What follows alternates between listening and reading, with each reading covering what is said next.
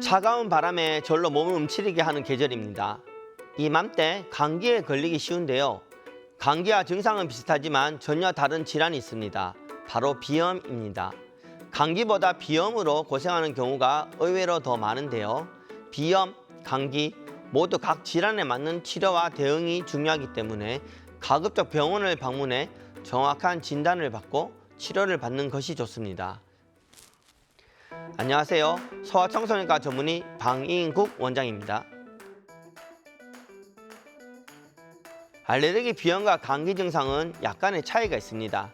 감기는 바이러스 감염으로 발생하며 일반적으로 7일에서 10일 동안 지속되는데 인후통, 기침, 몸살, 미열을 동반하고 비강 증상으로 콧물이나 코막힘이 있습니다.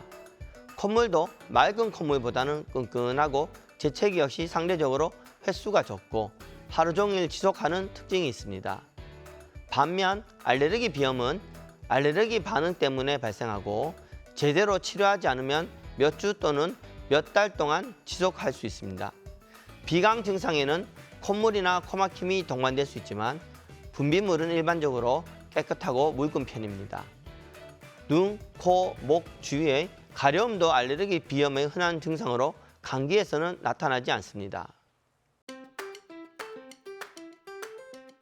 어린아이의 경우 알레르기 비염을 빨리 치료하지 않고 오랫동안 방치될 경우 추후 치료 기간이 늘어날 뿐만 아니라 비염으로 코막힘이 심하면 입으로 숨을 쉬어 호흡기 질환에 자주 걸리고 구강 구조나 안면 윤곽의 발달에도 나쁜 영향을 끼쳐 부정교합 등을 유발함으로써 아이의 성장, 외모, 성격 및 학습 능력에도 나쁜 영향을 끼치게 됩니다. 이로 인해 집중력, 암기력, 기억력 등을 저하될 수 있습니다. 또한 비염으로 인한 코막힘 등의 증상은 수면의 질도 떨어뜨려 성장에도 악영향을 끼치게 됩니다. 따라서 어린이의 경우 알레르기 비염이 있다면 조기 치료가 중요합니다. 치료를 위해서는 항원이나 코의 구조적 결함 또는 질환 등 정확한 유발 원인 분석이 중요한데요. 마스트 검사, 혈액 반응 검사 등을 통해 알레르기 유발 물질을 찾아내고 가능하면 외출 자제 등 항원에 노출되지 않도록 노력해야 합니다. 그럼에도 공기 중 떠다니는 꽃가루나 진드기 등을 회피하기 어려울 땐 증상 조절제, 항히스타민제 등의 약물 치료가 도움이 됩니다. 장기적으로는 면역요법을 시행하는데 면역요법은 알레르기 비염을 근본적으로 치료하는 유일한 방법으로 어떤 물질이 들어왔을 때 우리 몸에 과민 반응이 일어나지 않도록 하는 것입니다. 소아의 경우 만 5세 이상부터 면역 치료가 가능하나 대개는 초등학교 입학하는 나이부터 시작하는 경우가 많습니다. 코 구조적으로 문제가 영향을 미친다면 수술적 치료가 필요한 경우도 있습니다. 현재까지 효과가 증명된 가장 좋은 치료는 비강 분사 스테로이드입니다. 하지만 소아의 경우 협조가 안 되는 경우도 많아 이런 경우 증상 조절제나 항히스타민 등의 다른 약제들로 치료를 하게 됩니다.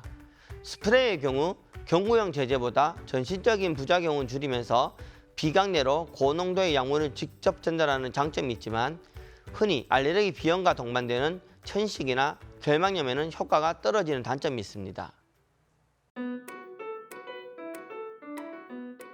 알레르기 비염 환자는 유전적, 체질적으로 유발 요인을 갖고 있어서 재발이 잘 됩니다.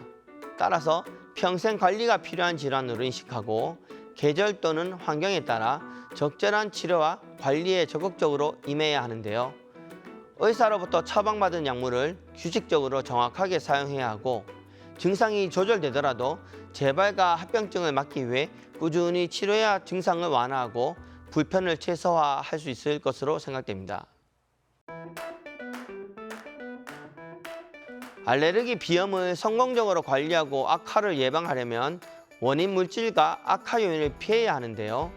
일반적으로 예방법으로는 먼지, 온도의 변화, 담배 연기나 매연, 화장품, 스트레스 등을 피하고 주변을 청결하게 합니다.